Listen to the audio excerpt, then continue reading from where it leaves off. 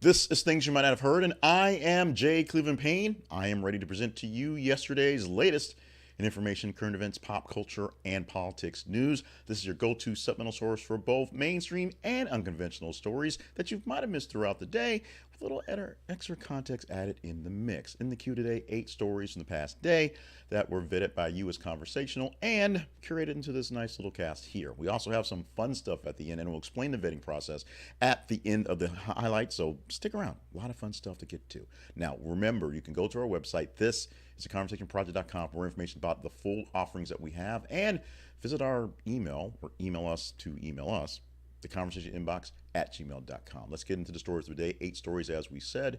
The first story coming up now, these stories aren't necessarily in the order as presented, but this is a case where number one is number one. The headline number one for this morning reads like this: WWE boss Vince McMahon accused of sexual assault and trafficking in new lawsuit. Vince McMahon, the head of WWE, whatever it's left of right now, even though it's owned by another company, is facing a lawsuit from a former employee. The lawsuit alleges that sexual assault and trafficking.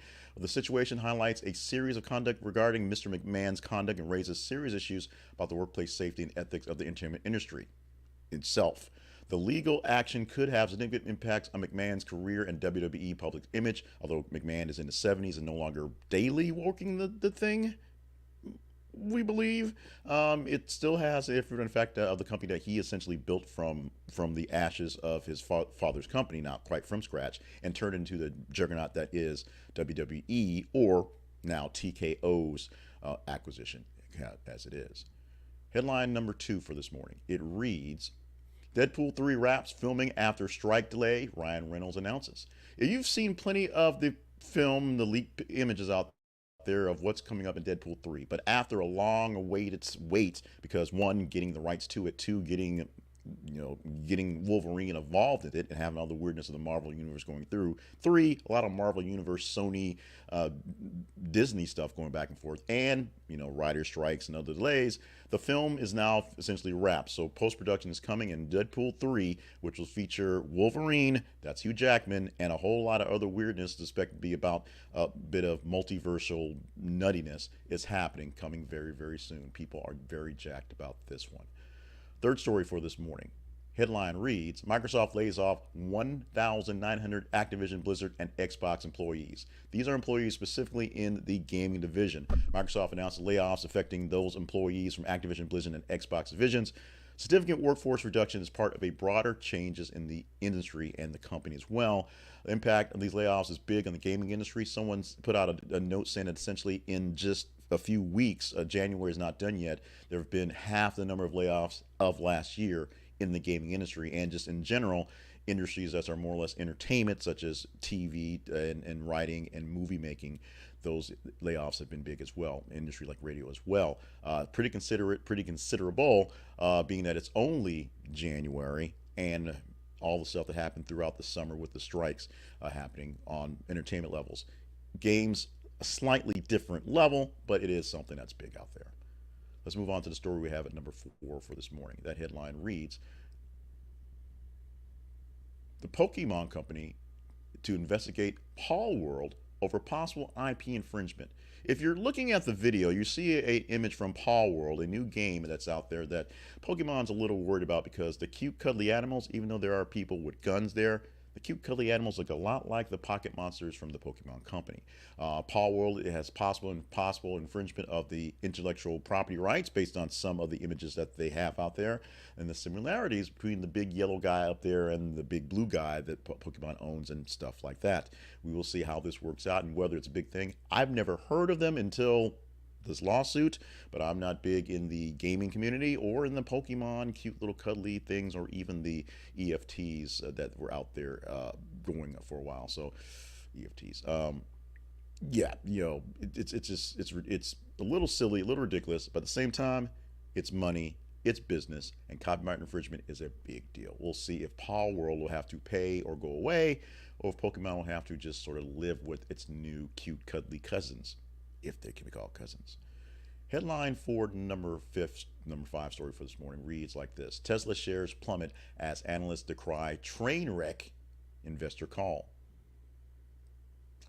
So Tesla stock went down a bit. This is basically 2 days ago because it takes a while for some of these stories to populate into us. After a bad investors call happening, and it's based on its performance in China. The downturn in stock market reflects the investors' worries about Tesla's business and future prospects, and especially in the Chinese market, which is key to the company's growth. Everybody wants to grow in China because China may be where things are built really cheaply, but the people with money in China are buying up all the excess stuff we can't buy from here or other places. So everyone wants to get in nice with China because that's where the workforce is, and nice with China because that's where the potential force is to buy stuff. Tesla is no different in that matter. But we'll see what happens going forward with Tesla as a company, Musk as a guy, and all the other things he's dealing with right now. He's got a lot on his plate, so it can be kind of heavy. The story we have listed at number 6. And let me tell you, with the Robot Editor and the story that we have here does not reflect the responses I've seen in the comments we've had. But the headline reads, ESPN ABC reportedly leaning towards, those are in air quotes or quotes in my reading, Doris Burke as lone lead NBA analyst. Now, the write-up we have from the story sounds like this. Doris Burke, a well-respected sports commentator, is reportedly being considered as primary lead NBA analyst for ESPN and ABC. The potential role highlights her experience and expertise in sports broadcasting and represents a significant position in the world of NBA commentary. Meanwhile, from back in my days, not even so long ago, maybe 5 so years ago, when Doris Burke was really doing a lot of the NBA stuff, and she took over a lot of the work during pandemic work, doing a lot of stuff on the NBA and college basketball as well for the men's side. People don't like her. And the general, it's kind of crusty old men don't like her, but people don't seem to like her on commentary. And the comments I've seen in, responses to what we have out there were the fact that was from resounding, Darth Vader like, no, to they really can't find anyone other than Doris Burke. People don't like her. I mean, she's feisty, she's snappy, she throws out the lines, and she knows her sports. People don't seem to like her, and we will see what happens. But this also highlights the firings of some and the leavings of others who have been analysts who are moving around to get better gigs. Doc Rivers, once again, being a coach again, which is amazing. But just the people they have on the bench for NBA coverage, ABC essentially owns it. That isn't owned by TNT, ABC, Disney, ESPN. And Doris Burke is their star, whether they want her to be or not. Headline for the next story at number 7 this morning. University of Wisconsin racism seminar tells students there are no exceptional white people. That's in quote. There are no exceptional white people. I was hesitant about throwing this in there. I was hesitant about actually putting this in to the actual feeds, but this is one that I wanted to see how the response went to. I don't have the numbers in front of me, but obviously we're talking about it. It's a top 15 story for the day. It was somewhere in the middle of the pack, to be honest. Now, from the story that we got from the New York Post, a seminar at the University of Wisconsin sparked controversy by making strong statements about race, specifically addressing the concept of whiteness. The seminar's content and the reaction is elicited highlighted ongoing discussions and debates about race, identity, and education in modern society. This is a story that's not going away, and this is not just a story about Florida sort of whitewashing, and those are my words, African American history and things in those ways. This is a bigger discussion.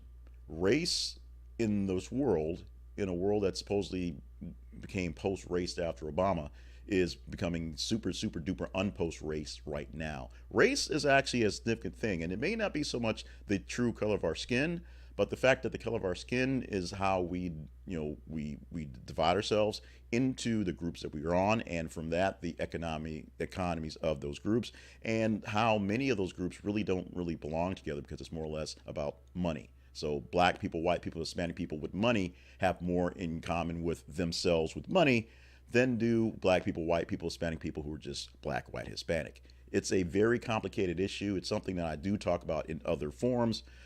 Here, the gloss over part is this actual seminar got a lot of people riled up, and you would expect it would. If you want more details on it, check out the link and go deeper in details, or do your research and see what it says. Remember what sources you're getting it from, because it does make a difference. In the final story for this morning, and this is also one that's a bit more kind of controversial, if you will, but the headline reads, nearly 30% of Gen Z adults identify as LGBTQ. national survey says. That comes from Yahoo News. That's where we pulled this from, aggregated from some other source. But here's the quick kind of rundown that we pulled from the actual story. National survey has found that nearly 30% of Gen Z adults identify as LGBTQ. This significant statistic reflects notable shift in societal attitudes and identities among younger generations. Now, whether they'll hold these actual thought processes when they're older and literally older will be something they'll be tending to see, whether they actually more or less choose a side, as sometimes I say, going forward. Whether this is actually something that's been more of a true case, is except in prior generations, it was much more taboo to out yourself as someone who was LGBTQ in any sense, although it's getting easier to do now in these time and eras. Those are the air quotes on that one. So more younger people are basically saying they are more younger people. Let's just put it like that. We'll see how these things stand up, and we'll see what's your reaction to it. I'd love to hear your reaction to this. So react to this wherever you're getting this commentary, whether it's in the video form, whether it's on the newsletter, email me back, conversationinbox@gmail.com, or if it's inside of the podcast, the audio podcast. Let me know what you think about all our stories, but this one in particular. We want to get basically 3 good responses from every single story we put out there so we can use more stuff in our stuff, if you will. As far as apologies, errors, and omissions, I think I did pretty good today. So I'm going to pat myself on the back and move forward by giving you one other quick story, one story you don't have time to get to in the omissions.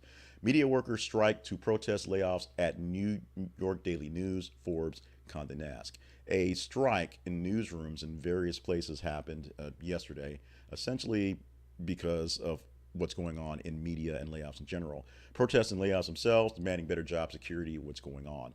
Financial struggles are hitting all agencies, all industries. Entertainment is being hit pretty hard. We talked about today the video game industry, and this is newspapers in general. With the LA Times essentially slashing staff and cutting many bureaus across the nation, it's a big deal. No real time to go deeper and tell into the story. Look for this story where you look for your news. Look in our links in our feeds, and if it's only been about a few hours past, it's there, and go deeper into detail to this one. This is one that you will tell us if we go deeper into detail too. This one is our teaser story for Monday. Today is Friday, so we're preparing for the weekend edition of our Stings and the Monday edition of Things You Might Have Heard. So if you want to talk about this story come Monday, you have to engage in it essentially now. You have all weekend to engage in it, but basically get it up there now so it's seen, so people can keep seeing it in the numbers. Go to our feeds on Facebook and Twitter. Call it X if you want to. Facebook.com/ThisIsConversationProject. X.com, Twitter.com/TH_conversation. Headline for this one is Alabama execution using nitrogen gas. The first ever, again, puts U.S. in front of death penalty debate. This is a very big issue, but a inmate in Alabama who was essentially attempted to be killed once and survived was initially taken care of. This story actually was posted before the execution happened, about 8:30 last night officially. Was put to death last night using nitrogen gas because it's supposedly a bit more humane, although there was some kicking and fitting as he was stopping his breathing in the process. This brings us, U.S., in the big forefront for capital punishment, as in killing people as a punishment or as a deterrent. Not really a deterrent, because we essentially are the only civilized, we'll use that word, nation who does that. You want to go deeper into the debate, you just engage in the story. Give it a like, give it a love, give it a hate, give me your opinion on it, and we will go deeper into this one come Monday. On Monday, we will pull from the top 30 stories of the weekend. That's 3 days and a little sliver of Monday to give you 10 stories in the headline. So we have a whole lot more to go through and a whole lot less in comparison to get into. So if you want this to be a story we talk about on Monday, a top 10 story on Monday, or just be a top story for the week next week and make it high enough, engage in this story if you see it in our feeds. It's going live as we're recording this live in the morning. It's almost 6:10 in the morning. It's going to be live essentially in about 20 minutes. So it's not actually there yet if you're watching me live, but it will be by the time you see this in a replay version. So if you want this story in, engage in it. Any other story you engage in is in the running, obviously, as well. Let's go to our sponsor spotlight for this Friday. Speaking of news, and I spoke a lot about news coverage today, specifically because Ground News is our sponsor that we're spotlighting today. Ground News is a better way to get your news. It's even better than getting it from us, even though we get some news from Ground News as well.